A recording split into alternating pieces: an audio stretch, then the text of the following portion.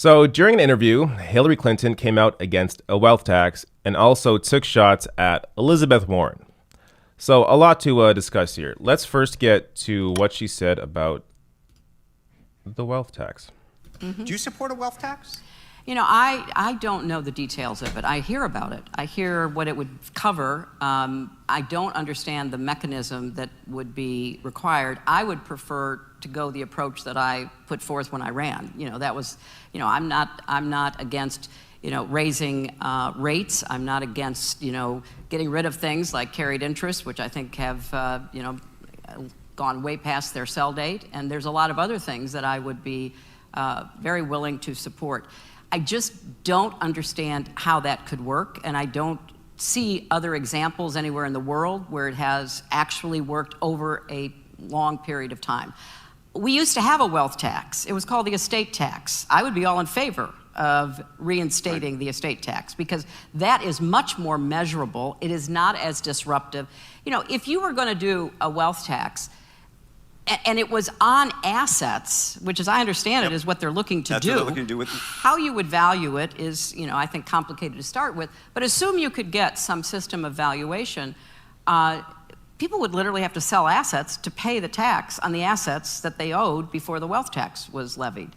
That would be incredibly disruptive. So I think there are other ways to raise the revenues and ways that do get those who are well off to pay more, because I do think we've got to have that as part of our effort to combat inequality and to, you know, really, I think it would do more to jumpstart, you know, people's initiative and get back to a feeling we're all in this together. So I just think there are better ways of doing it.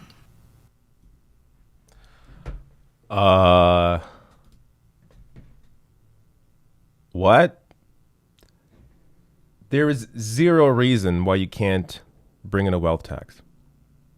She says, well, how would you value that? How do you value the estate tax?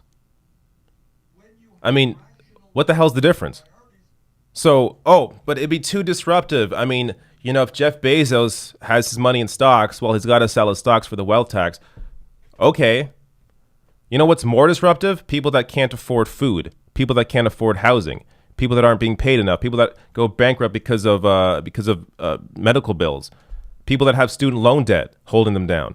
That's more disruptive than Jeff Bezos selling his stock or assets or whatever the hell he has. So this is just a complete disconnect from reality. And of course, Hillary Clinton would be directly impacted by a wealth tax. It's a good reason why she's not in favor of it. Now, on top of this, she also took shots at Medicare-For-All. So let me show you this headline from The Hill here. Hillary Clinton says Warren's Medicare-For-All plan would never get enacted. Now, this is coming from the person who got Elizabeth Warren to endorse her. So Elizabeth Warren back in 2016 took a lot of crap from the left because she would not come out publicly and endorse Bernie Sanders during the primary. She ended up holding her endorsement until the very end when it was clear Hillary was going to win the nomination, and then she endorsed Hillary Clinton. This is what Elizabeth Warren held out for. Elizabeth Warren endorsed Hillary and gets this in return. Gets Hillary taking shots at her Medicare-For-All plan. This is why you can't simply have conversations with the wealthy. You can't simply talk it out. It's not going to work that way. This is about a fight over power. The people that have all the wealth and all the power, like Hillary Clinton, for example, or like Bill Gates, are not simply going to be able to, are not simply going to compromise when you sit down and talk with them. They're going to try and convince you of their worldview, which is also another issue with private fundraisers, which is why Bernie Sanders has completely sworn off private fundraising. He understands it's human nature to be impacted by your environment. So Bernie surrounds himself with people in unions, with workers, with the average American. People like Hillary Clinton surround themselves with other wealthy people, and that is their worldview.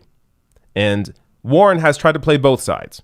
And when you try and play both sides, you're not going to make anybody happy.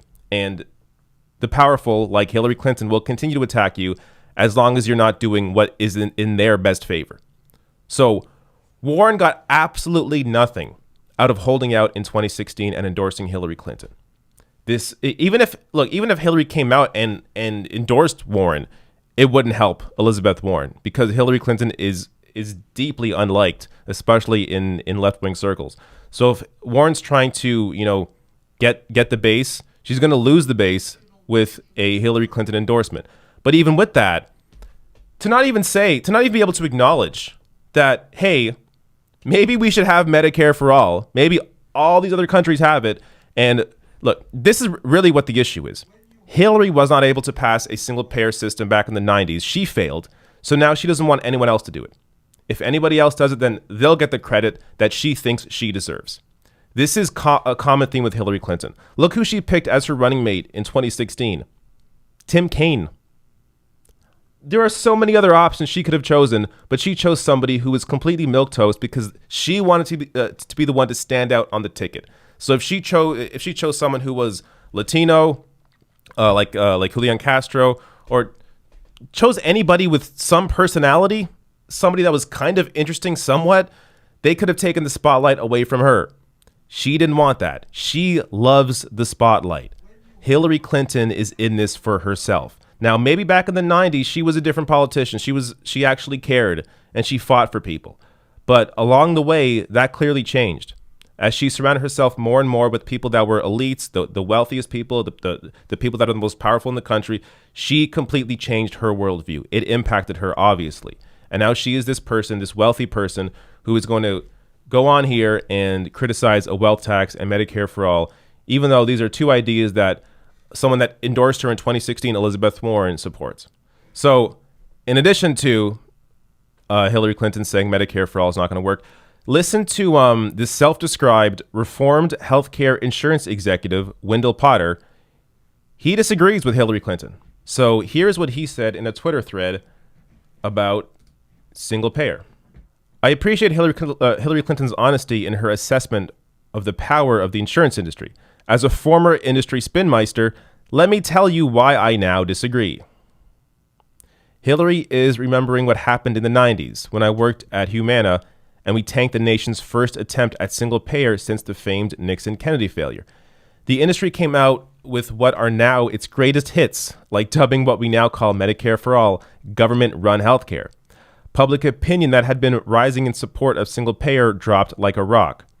Fast forward 25 years and the industry play now is the same as it was then. Why then should Hillary Clinton expect to feel any differently about passage of single payer? A few reasons. One, a majority of Americans who receive health insurance through their employer now say they support a switch to Medicare for all. Two, a majority of small business owners support Medicare for all. 96% of small employers already don't offer health insurance because it's too expensive, but this is still important. Three, the number of Americans receiving health care insurance through an employer is falling, and now close to 50%, down from closer to 70% 2 decades ago. Four, and those that do get coverage through an employer increasingly find it too expensive. The average family insurance plan now costs more than $20,000 annually. That's insane. Five, and furthermore, those people find it too expensive to use. Nearly 100 million Americans are now underinsured, meaning their deductibles and copays are so high they can't afford to go to a doctor or hospital if they need to. And six here, a majority of Americans support Medicare for all even after it had been attacked. Simply remind people their OOP costs, out-of-pocket expenses, premiums, and deductibles will go away, and they're all for it. Finally, this is harder to track. We didn't have politicians like Bernie Sanders and Warren 10 and 25 years ago with the power those two have now. Their social media followings, their email lists, the media they draw, it all contributes to getting out the truth about the broken for-profit health insurance system the industry was able to lie about for years. There's now a chorus of voices led by Sanders and Warren that are saying enough. The industry can't beat that with lobbyists or campaign cash, and politicians like Joe Biden and Pete Buttigieg who keep defending the insurance industry will go down with them when this system collapses.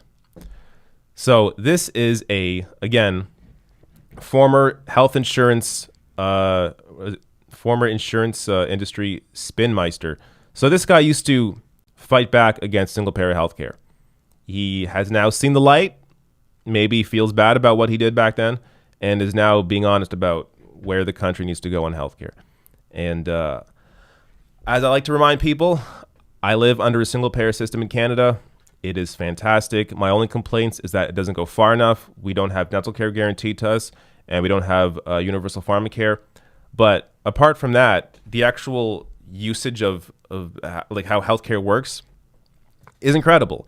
If I'm sick, I make a same day appointment. I wake up, I call my doctor, I see my doctor that day.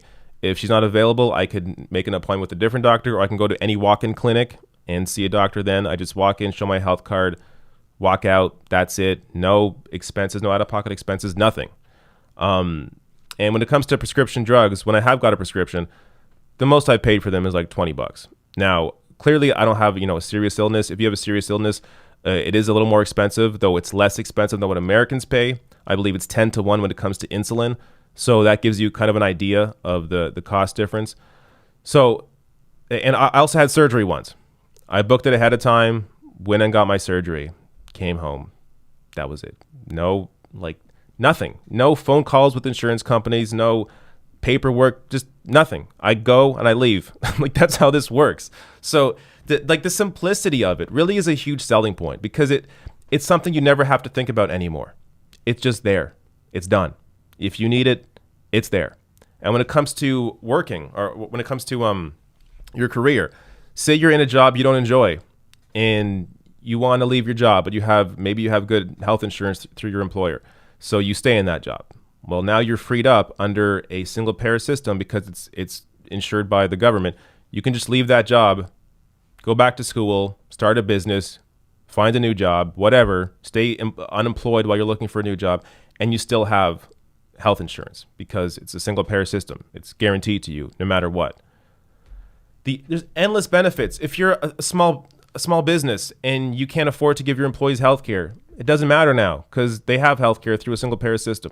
I mean, we can go on and on. It's endlessly beneficial. And there is a reason why all these countries, once they move to a universal system, they don't go back to a private insurance system, because universal systems work.